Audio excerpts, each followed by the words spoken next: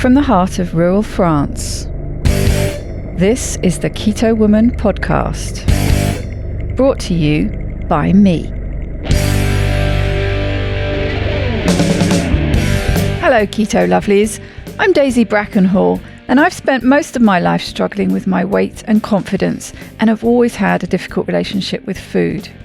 Even when I finally got to my target weight, after weight loss surgery and eating low carb, I couldn't maintain it and I was miserable. I've been keto now for over 2 years, and it has given me the freedom to fall in love with food again, without the constant gain, loss, guilt, virtue cycle of before. Health and happiness is where it's at now, running on fat. Welcome to the Keto Woman podcast. Each week I'll be chatting to inspirational women, maybe even the odd man, to discover the secrets to their success so that I can share them with you. So what is keto? Keto is a way of eating that enables you to switch your body's main fuel source from sugar to fat. Who doesn't want to be a fat burner, right? But how do we achieve this? A great place to start is by keeping carbs under 20 grams a day. So things like leafy greens and above ground vegetables, plus some nuts and seeds and the incidental carbs you find in things like full fat dairy. Choose delicious fatty proteins and be free and easy with oily dressings on salad and butter on your veggies. Once you're in the swing of things, you can tweak it to suit you. Make your own personalized keto. You'll hear all sorts of ways to keto from my guests. There is no one way to do keto, no one size fits all. I hope to show you just how flexible and fabulous this way of eating can be. I'm not a doctor, and most of my guests won't be either, so we really can't give you medical advice. It's always best to consult your own doctor when making big changes to your diet and lifestyle, because they know you and your medical history, and so have access to the bigger picture. Wouldn't it be helpful to have one place where you could find all the links? Want to sign up to my new Patreon exclusive Facebook group, Daisy's Lovelies? No problem. How about subscribing to my YouTube channel? Please help me notch up my first 1,000 subscribers by going to links.ketowomanpodcast.com and following the YouTube link. Not following me on Instagram yet? Hit the Instagram button. You get the idea. All the buttons, all the links you need are at links.ketowomanpodcast.com. Thank you for tuning back in to part 2 of my chat with Cartier. This is episode number 112. Diagnosed with PCOS at the age of 13, Carolina struggled with weight gain and infertility for 16 years before finding keto. After significant weight loss and reversal of her PCOS diagnosis, Carolina embarked on a career change from financial analyst to certified nutritionist, and will be graduating with a master's in nutrition from Bastyr University in June 2020. Her research thesis title is Perception and Awareness of Carbohydrate-Controlled Diets for the Management of PCOS, a benchmark study. It examines the experience of women who have modified their diets in an effort to normalize their cycles, combined with the experiences of clinicians and their perception of carbohydrate-controlled diets. Now 5 years keto, Carolina loves sharing the life-changing power of dietary change with others and hopes to continue her research in a PhD program. This week we find out how Carolina is getting on with weaning her twin boys and how much they like steak.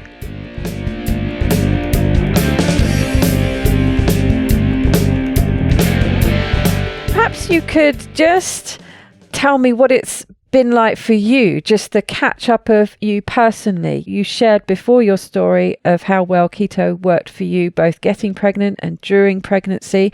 How's it been after that? And Yes. how's it been? You know, you must have been through the whole weaning process with your boys now. How did all that go? Yes. And I had started, I don't think if I had started it the last time we spoke or not, but I have the Keto Babies Facebook group. I think you were just thinking about starting it. Yeah, just starting. Yeah. There are several low carb or ketogenic support groups for pregnancy and breastfeeding. And I just wanted to have another one out there that's really focused on support. Some of them get a little salesy, and I understand that, but I just wanted another support group. So I have a group there, and I've really been looking at, again, what's working and what isn't working. What are the struggles that we're having? In my case, I did stay low carb or keto following the birth of the boys. I had some issues with breastfeeding. So I have what's called IGT, which is insufficient glandular tissue. And it just means you don't have as much of the necessary breast tissue and, milk producing glands to produce milk.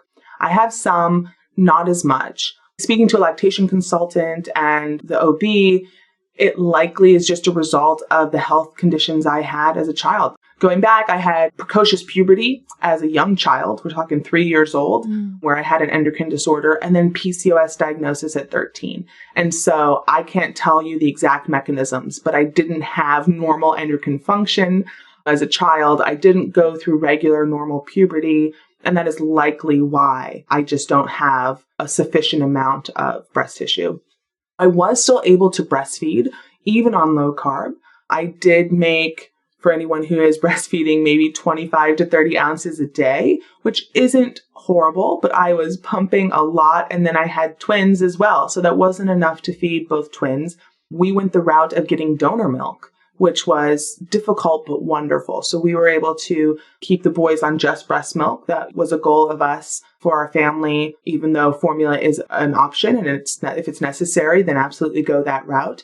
I continued breastfeeding. I continued pumping as well.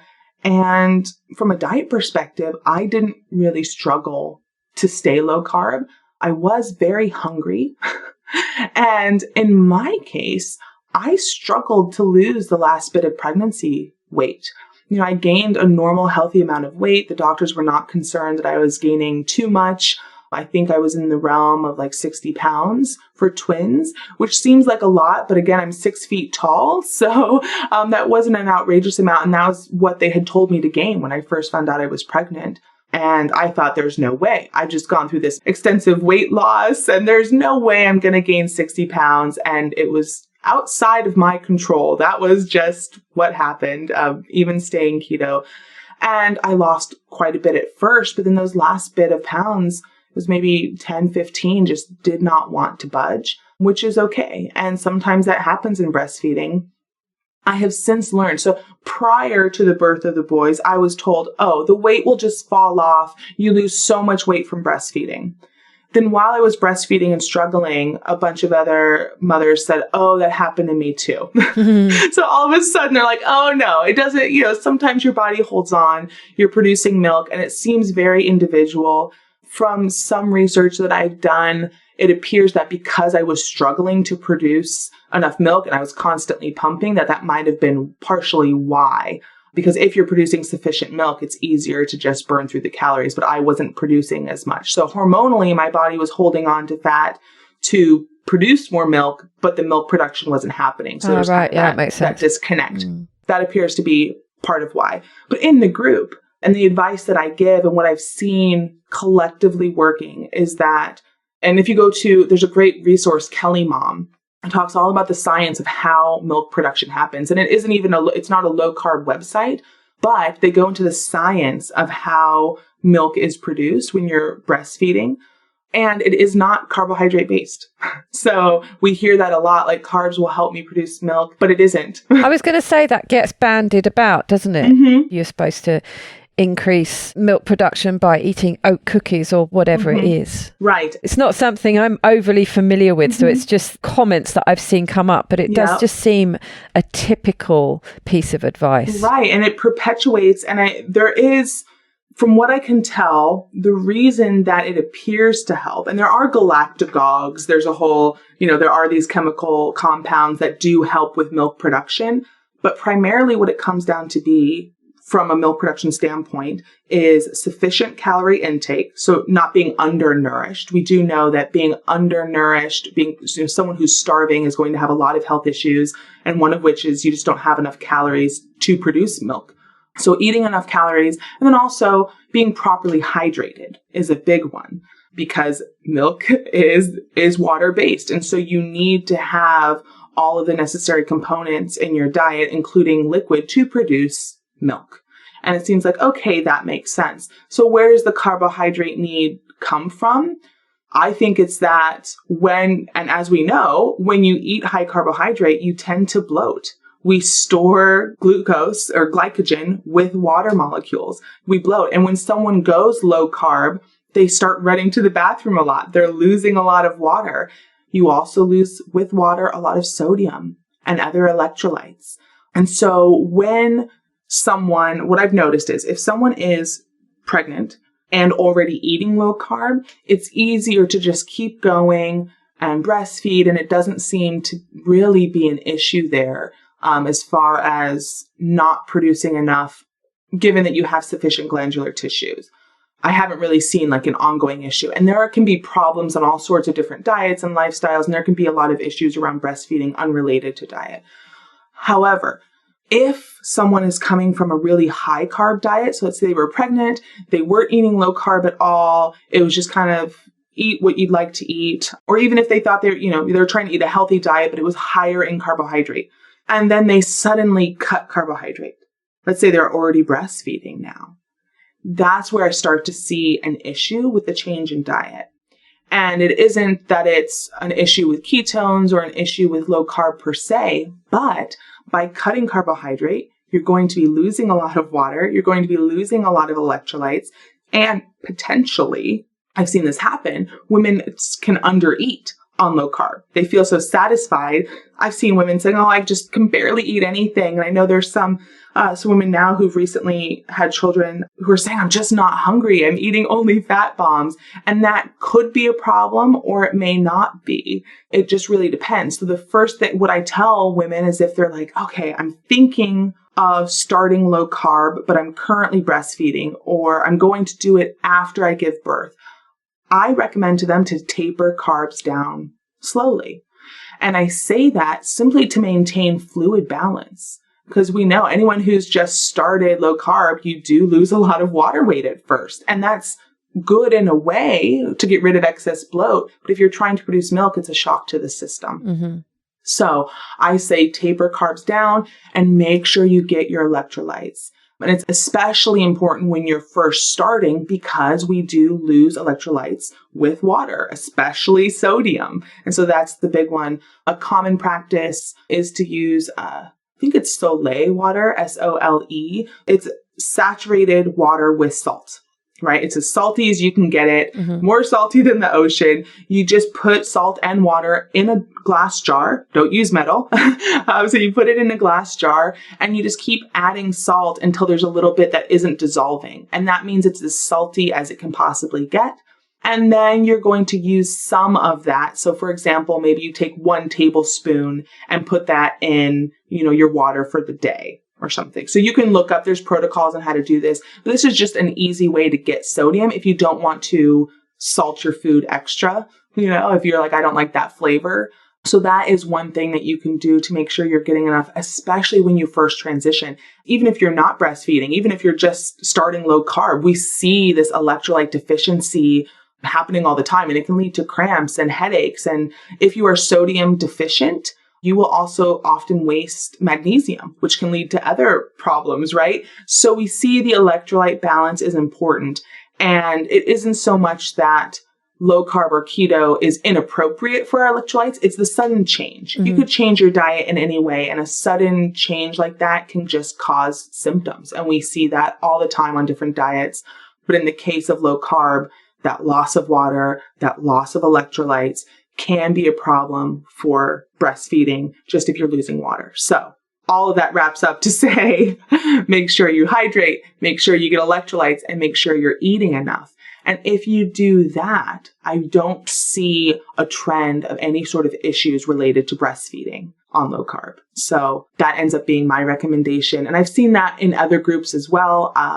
I used that and it helped me to continue to produce milk, which my lactation consultant had warned me that I might not produce anything. She said, prepare yourself. If you're going donor milk, get a stash of that now in the freezer. If you're using formula, you would want to have some of that on hand. And we had both on hand just so that we would be prepared.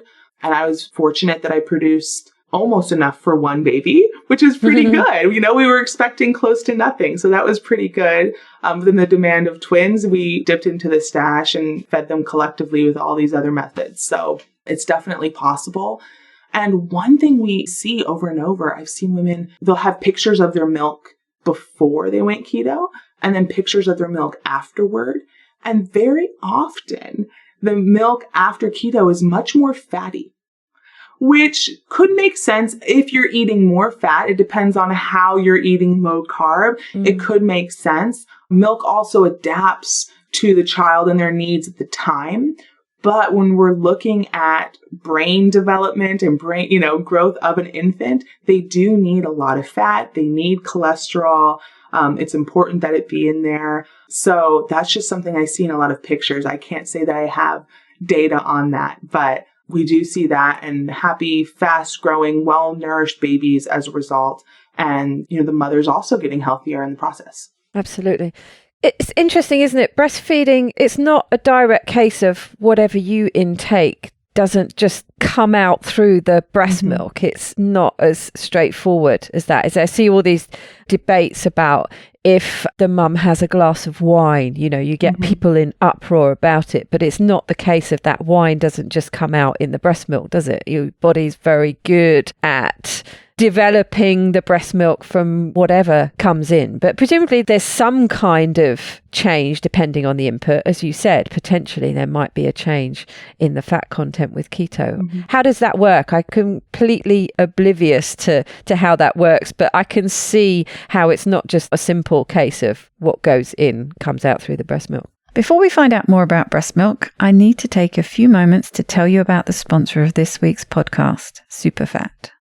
Superfat make macadamia and almond-based convenient on-the-go closable nut butter pouches which are certified keto and paleo. This high-density energy source will give you a boost whenever you need it and would be perfect to take with you on long-haul flights so that you have something to keep you happy and away from those airline snacks. I bet your kids would love them in their lunchboxes. And what about you for a post-workout recharge? Or as I used one the other day, a post-chainsawing trees down recharge? They're all delicious, but if you don't want to eat anything with sweeteners in them, there are 2 flavors that are perfect for you. The MCT macadamia and probiotics and the macadamia coconut, which both have no sweeteners at all. Just delicious plant fats, protein and high amounts of fiber, a dynamic trifecta to help keep you feeling full longer. Why not try them out for yourself or treat a friend to the perfect keto Christmas gift? Use code DAISY for a festive 15% off your order at superfat.com. Thank you for taking the time out to listen. And thank you, Superfat, for supporting this podcast. Now let's get back to Carolina and breast milk. Right. And I am not a breastfeeding expert, so that website, Kelly Mom, has more information. But what I can say is that mammal milk in general has somewhat of a formulation. And then depending on the mammal, it has a slightly different formulation. For example, a concern with feeding infants cow milk is that cow milk is very low in iron compared to human milk that is higher in iron. And that's a formulation. So as long as the mom has sufficient stores and sufficient intake of what is necessary, then that formulation is somewhat set of what's going to come out as breast milk, right? And contents do change. There's a feedback mechanism. So saliva, if you are breastfeeding directly, saliva from the infant will go into the mother and say, oh, I need this antibody, or, oh, this baby is at, this age and needs this formulation of breast milk. And it's astonishing to me, and I'm not an expert, but it is amazing, this mechanism of adaptive milk production that we do, right? And so it's just so interesting. It also has, just throwing that out there, human milk also has lactose, which we talk about lactose intolerance, but it also has lactase enzyme. And babies also produce some of their own lactase. But human milk does have lactose. And I've seen cases where infants were lactose intolerant and they had an intolerance to breast milk. I don't understand how that's possible, but I've read those cases and it exists. And so that's really interesting. So human milk is adaptive. Now, there can be some byproducts that end up in breast milk, but for the most part, we have a pretty good filtering system. our human detoxification system, and I mean as far as, how we handle fructose or alcohol or caffeine, or, we have our own detoxification mechanisms. And so you can have, depending on where you live and depending on the amount, right? They have set limits on the amount of alcohol or caffeine that you can ingest that they say is perfectly safe because your body will detoxify that as normal and not just send it directly to the milk. One thing I hear all the time too, is it safe to lose weight while I'm breastfeeding because of these stored toxins, quote unquote, that are in my fat cells? And won't those go directly to the milk? I don't have a full answer other than it does not seem to be a problem to lose weight if you have extra weight to lose while you're breastfeeding. Part of that is just the normal process, right? Let's say you gain weight during pregnancy as is expected, and then you lose some of that weight during breastfeeding. Doesn't seem to be an issue. And again, we detoxify ourselves, right? And every cell in the body is constantly breaking down and being reformed, and our bone gets reformed and remodeled. And so I don't put too much concern there. I haven't seen research that would indicate that this is a big issue to lose some weight if you are overweight. I haven't seen any physicians saying, oh no, you need to maintain your overweightness because of toxins in your fat cells, from just losing weight at a normal pace from dietary intervention. So that's another thing. And the human body is smart, right? I mean, if it's smart enough to react to the saliva of the baby to change the composition of the breast milk, it's smart enough not to dump any toxins that might be ingested or that need to be expelled in some way. The last place it's going to put that is in the breast milk. That's a really important food for growing another human. It's the last place it's going to put it. Right. And most of our waste comes out, byproducts or detoxifications and things come out through urine or feces, or if it's a volatile compound, often we breathe it out. And so we have a very robust system for these. That doesn't mean there isn't overflow. There have been some toxic compounds, usually related if they're near some sort of processing plant or something where they're ingesting something at a very high rate that was causing health issues already, right? But from a normal detoxification level, it doesn't seem to be a big issue. But again, I am not a lactation specialist, but I learned enough as I was breastfeeding. I read a lot of resources. I looked into some of the research that's around weight loss. And in general, being a healthy weight seems to always be a good thing. Again, given adequate nutritional intake, adequate hydration, adequate electrolytes, it doesn't seem to negatively impact breastfeeding to be on, a carbohydrate controlled or a low carb or a ketogenic diet. And what about your boys? What do you feed them? Have you weaned them on strips of steak? How's that worked? We've been working. So, wow. Before I was a mother, since having children, I have realized that I had a lot of preconceptions or judgments that I didn't know I had. I thought I was pretty open-minded. And it's the same thing with, the right way to keto. I thought I was just saying, hey, this is the most effective. Let's all work together. And I realized everything's more complicated and parenting is more complicated than I ever realized. And I never thought getting my children to eat would be so difficult. A bit of a rude awakening. I was so naive about parenting. So they eat a whole food diet. We do not eat processed chicken nugget style things. However, they are on, I guess you could say, a moderate carbohydrate diet in the sense that, there is some rice or there is some grain, which I don't necessarily think in a healthy person, there's no room for that. What I do is prioritize protein. I think that's very important. And I also make sure they are getting plenty of fat, especially like EPA, omega-3 fats. And so that mostly comes from fish. So we're looking at EPA and DHA in that cycle. And so we do get plenty of protein. That is the focus of our meals, whether that be fish or beef or pork or whatever it is. And then they do get some sides of perhaps a rice. We do some vegetables. I guess for myself, I don't prioritize vegetables. So I don't think about prioritizing it for them. But we really are a protein-focused family in general. So they eat what we eat. They decide how much to eat. There's no clean your plate rule. They can decide what to eat, but you will eat leftovers the next day, because I try to save food until it can no longer be eaten. That is what we do. So yeah, there's some steak. Last night, the two of them, I don't know the ounces, but between the two of them, they polished off 1.5 of 4 steaks that we had cooked, which I was not expecting that. Mom didn't get a full steak, so I wasn't expecting that, but they were hungry and kept eating. And that's what we tend to do, right? We're like, here, have some off my plate, because I want to make sure they're getting all those proteins for growth. So that's what we do. We prioritize protein. I would say they're definitely lower carb than your average American child. We don't do sugar. We don't do juices. We don't do anything like that. They just drink water and occasionally an herbal tea.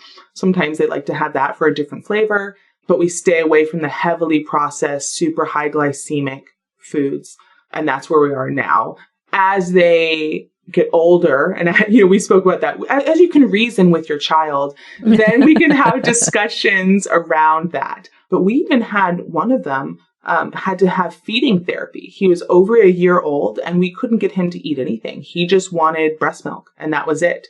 And I get it. It's good stuff. But as children age past 6 months and up to a year, there's more nutrition that they need than what breast milk can provide past a certain point. And so we had to use feeding therapy, just like, okay, let's try to eat what I'm eating. And so I had normal parent struggles, right, that we all have. So it wasn't all just a breeze, but I've learned a lot.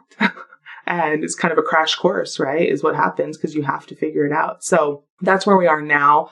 I would say protein and fat is more important in my mind, just like for myself, just like for most people. I would say to me, that's a priority. We don't have an essential carbohydrate, but there is some negotiation happening with my 2-year-olds right now to make sure that they have some food. I can understand the panic if you have a child that is refusing to eat anything bar, whatever it is, pasta, for example. And you must get to a point where you're just really panicking and, well, I'm just going to give them whatever it is they're prepared to eat because they've got to eat. Yes. I mean, and that I was scared. I'm thinking my child's going to starve. Now, it's highly unlikely they will get hungry and eventually eat, but they're going to put you through a very unpleasant time if they're extremely hungry. There's going to be crying and screaming, and they will have hunger pains. And how do you tell a 1-year-old, look, you'll feel better if you eat this? So there was a transition and negotiation with certain foods. And for a while there, it's like, what can we just get him to eat that isn't liquid? So I went through that. And again, we'll optimize later. But what's important now, there are critical time periods for childhood development. And most of the brain growth occurs before age 3. So you kind of reach this, kind of set the maximum capacity for brain growth around age 3. And then from there, just things fill in, right? And they learn more things. What's very important are omega-3 fatty acids. And so that was something I had to figure out how to do that. And one way was that I blended sardines into tomato sauce or a pasta sauce, and they had it over a rice pasta. Now, I don't eat rice pasta, but it was a way that I could get them to eat fish when we were struggling with any sort of solids, right? And we hear that like this hiding and whatnot. My hope, and I'm not going to say solid plan because I've learned those plans don't always work, but my hope is to get them eating a very similar diet to what I consume, mostly because it's so nutrient dense. And I think of grain, carbohydrates, and just a lot of the processing that we have. These are displacing foods. They're not nutrient dense. We might fortify them and try to add things, but on their own, they really don't have a lot of nutrition compared to a piece of salmon, a piece of steak, right? Or if you're consuming plant matter, just looking at bright colored or dark colored vegetables that we're having. I would say a steak and broccoli is going to be far more nutritious than, just some pasta or whatever they're having, or chicken nuggets that may not even be all chicken. So my hope is to get them on to what I'm eating. And I see that there are a lot of keto kids groups out there, and people that I follow who have older children. And then you can say, all right, this is what we eat. And then it has wonderful results. Mm-hmm. But I'm kind of in that phase where they're just learning to understand, right? Well, you can eat this or not eat anything. And so that's where we are. It's all a learning curve. Mm-hmm. And like you say, you can have plans and you can have ideals, and you have to learn to adapt that depending on what's happening on the ground. Yes. And it has helped me. Motherhood has helped me understand other people in general, right? I'm more understanding and compassionate about circumstances, whether that's dietary related, parenting related, school, work, just in general, because it's added a whole new layer to my life, complexity to my life. And again, there's things you think you understand, but you don't until you go through it. So I'm thankful, because I think it'll make me a better researcher. I think it makes me a better person for sure, to have that understanding, because one of the benefits that I bring to keto or low carb or this nutrition world is that I had these health issues. I struggled through it on my own. I reversed them and I got the end result. And so now I have this new layer of, I've been there too, I've struggled with it, and I can at least understand your perspective and point of view. Even if it's different than mine, I understand it's complex. So I think it's a benefit, but we'll see time-wise how that works with researching.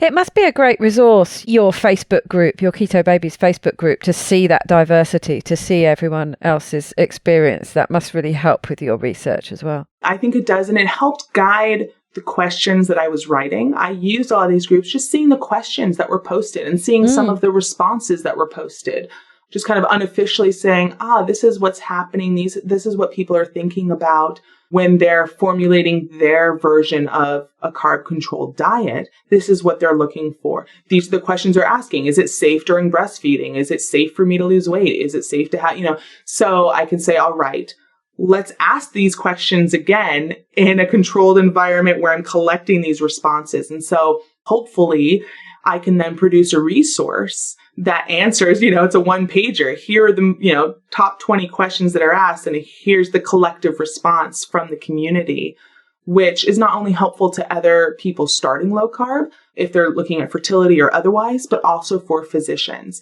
And this is a problem we see in the low carb world, physicians who are saying, I get asked these questions and I don't know what to say. There's no official medical response for me to give. But then you have someone like Dr. Westman, who I love listening to him. I love hearing how he works with patients. And he says, I have this one pager, and we go over it as many times as possible. And I say, do what works for you. And you just keep repeating it, because his goal is to have his patient be healthy. And there's no other agenda. There's no right way or wrong way. He's like, this is what typically works. You can make adjustments, but if there's a problem, we'll troubleshoot, and just over and over. And so I love listening to his approach that is very accessible to helping people reach their goal, and saying, okay, let's take the agenda, the bias out of my work, and say, what's the goal here and how can we get there? Fabulous. Well, it's been 2 years and you've packed an awful lot into that. So thanks for catching us up on everything you've been doing. And I wish you the best of luck going forward. Yes. Thank you so much for helping with all the help you've done. I know at Keto Fest, I was able to talk about the surveys, and then this opportunity to talk about the surveys again, which is plugging that in. Keto Babies has the link. If you're interested in helping this research, you can go there and take the survey, and that should be open past December and into January, but then I have to close it to do the analysis. So there's a little bit of a time restriction there, but thank you so much. Great. So there's plenty of time. So get on it, people. Like to get those numbers up. Well, perhaps you could round us off in the traditional fashion with a top tip. I forgot that. I should have remembered, because I listen all the time. I think I'll go back. I think this is the quote I used 2 years ago, and I still use it, and I use it with myself. So I am someone who is always afraid to pull the trigger, right? To say, let's go. Let's just start. I will prepare and think about it and go round and around. And me too. Yeah. Procrastination overload. Right. And it's like, well, I'm not perfect. I can't do it yet. And this happened with the surveys. It took me weeks to just say, okay, publish, do it, like they're live. So the quote that I come back to is, a year from now, you'll wish you had started today. It could be a week from now, a month from now, right? Time is going to march forward, and just starting with all the problems and all the stumbling and just starting is going to get you there faster, and you're going to learn something by starting. It doesn't need to be perfection.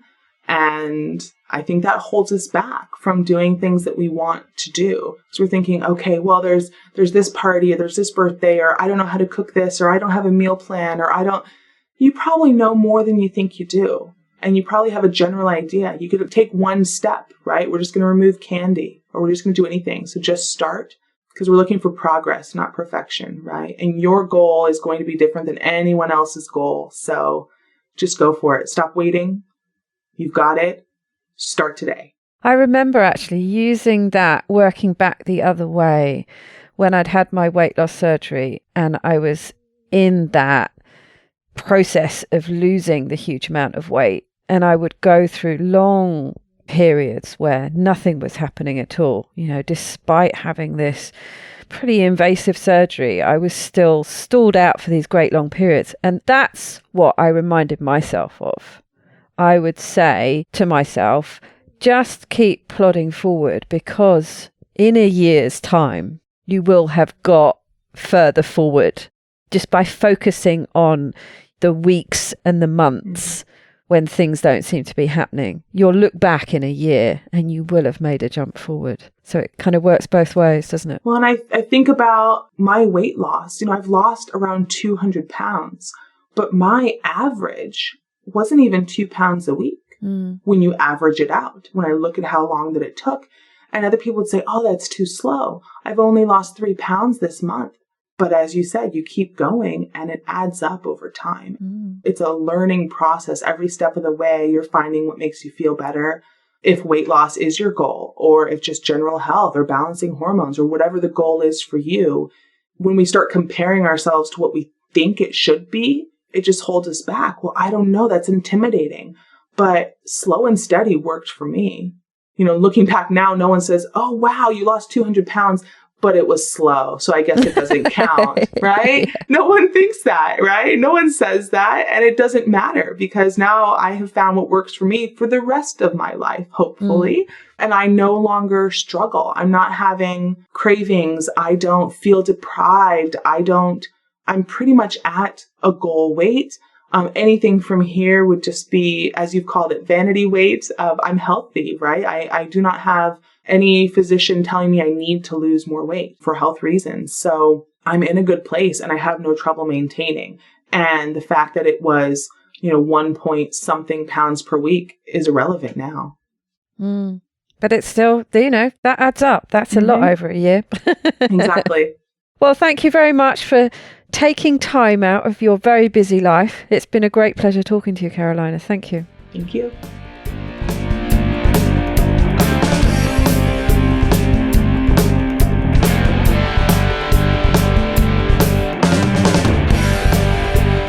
To get the resources and links from this show, please go to ketowomanpodcast.com/episodes. Please share this podcast with as many people as possible by sharing one of my links or just taking a screenshot of an episode that you enjoyed. Reviews really help raise the profile of the podcast, which gets it in front of more people, but also helps me attract a wide variety of guests. So please take a minute to leave a review on whichever podcast app or platform you like to listen on. It doesn't go unnoticed by me, the people who regularly like, share and comment on my posts. Your support really does mean the world to me. Thank you. Are you enjoying this podcast? Help me make more episodes and videos by making a pledge at my Patreon page, patreon.com/ketowoman, or simply hit the support button on the Keto Woman Podcast website. Don't forget to join in the fun on the Keto Woman Podcast Instagram and Facebook pages, and Daisy_Keto Woman on Twitter. Are you my next extraordinary woman? Maybe you've got an idea for a show, a topic you would like to hear about. Let me know how I can tickle your earbuds by dropping me a line at daisy@ketowomanpodcast.com. This week's end quote is from Drake. Before you give up, think of the reason you held on so long. Bye bye, Keto Lovelies.